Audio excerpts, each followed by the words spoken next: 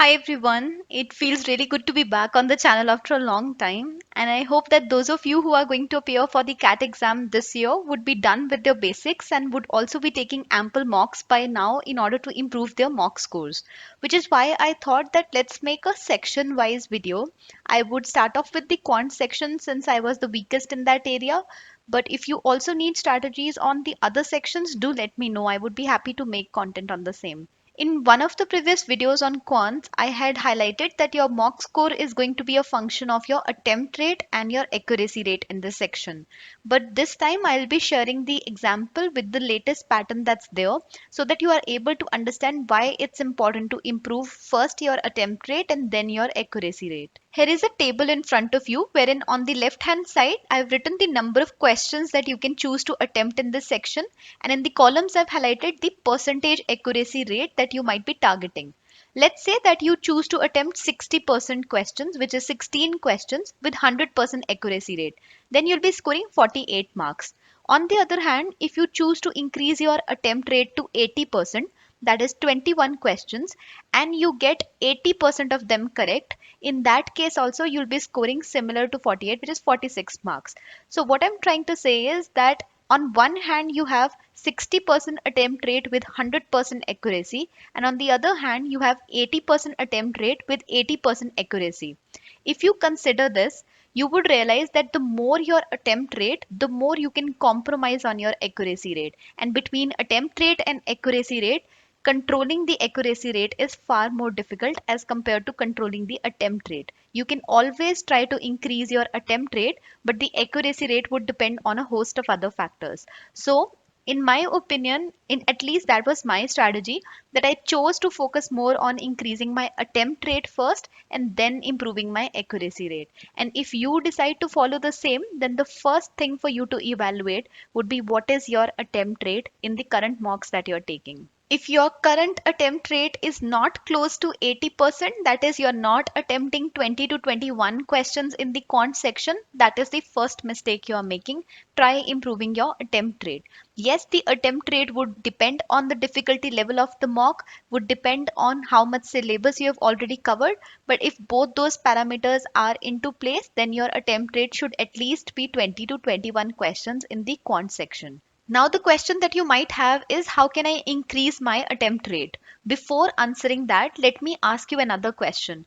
Are you at least able to see all the questions while you're taking the mock? That is, in the 40 minutes duration that you get, are you able to read all the statements or understand all the statements?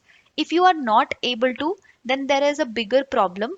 But if you are able to go through all the questions, that the only thing that you need to work on is your syllabus. You might not be attempting the questions from certain topics which you might not be comfortable in. So you need to figure out what are those topics that you're missing out on repetitively and go through the syllabus again, go through the concepts, the formula book, or you might even solve some questions from those topics to become more comfortable with them. But on the other hand, if you're not even able to go through all the questions, then there is a problem in your attempt strategy.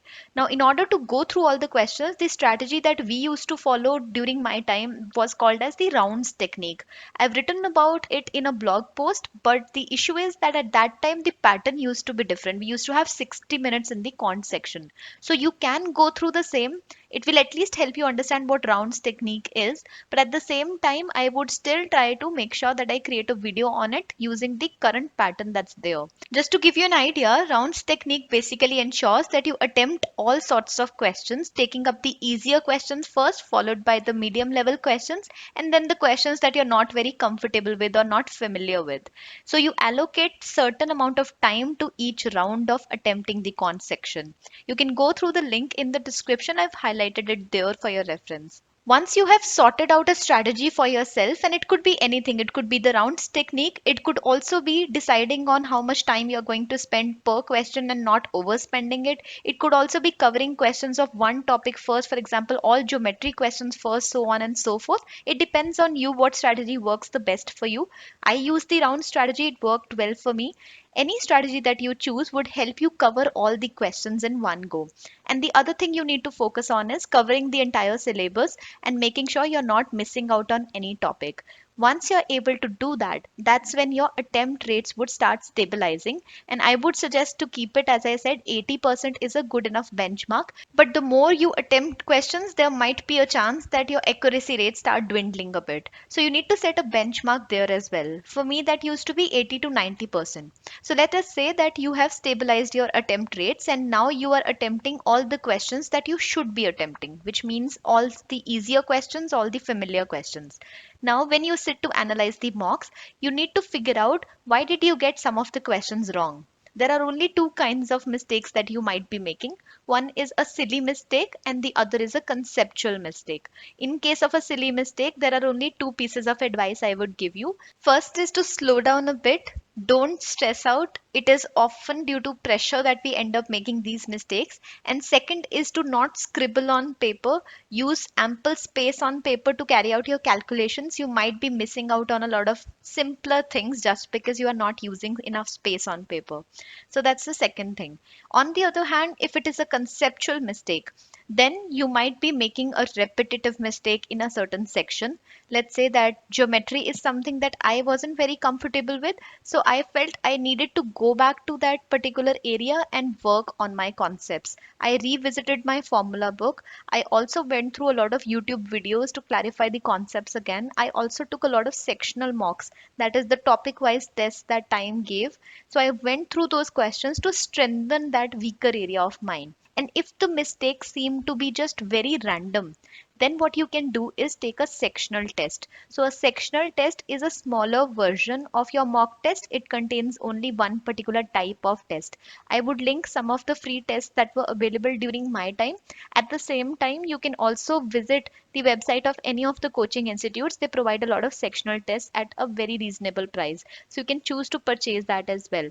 The agenda behind taking both a sectional test and a mock test is absolutely the same. It is to identify what your weaker areas are and then work on them before taking the next mock. A lot of students make this mistake. They take mocks, they also analyze the mocks, but they say that when we take the next mock, our scores don't improve. Well, they won't because you didn't work on something specific. You might be taking some random tests, you might be performing some random calculations, but if you're not working on your weaker areas, then how would you see a change all of a sudden when the question set changes? So, my advice to you would be to always have one weak area that you'll be working on before taking the next mock. And when you sit to analyze the next mock, that is when you see whether you saw an improvement in that weaker area or not. And then you would pick another weaker area and work on it before taking the next mock. This process will ensure that by the time you take the final exam, you would have gone through all the concepts that you're not very comfortable with. So that is all from my side when it comes to quant section and improving your score in this section.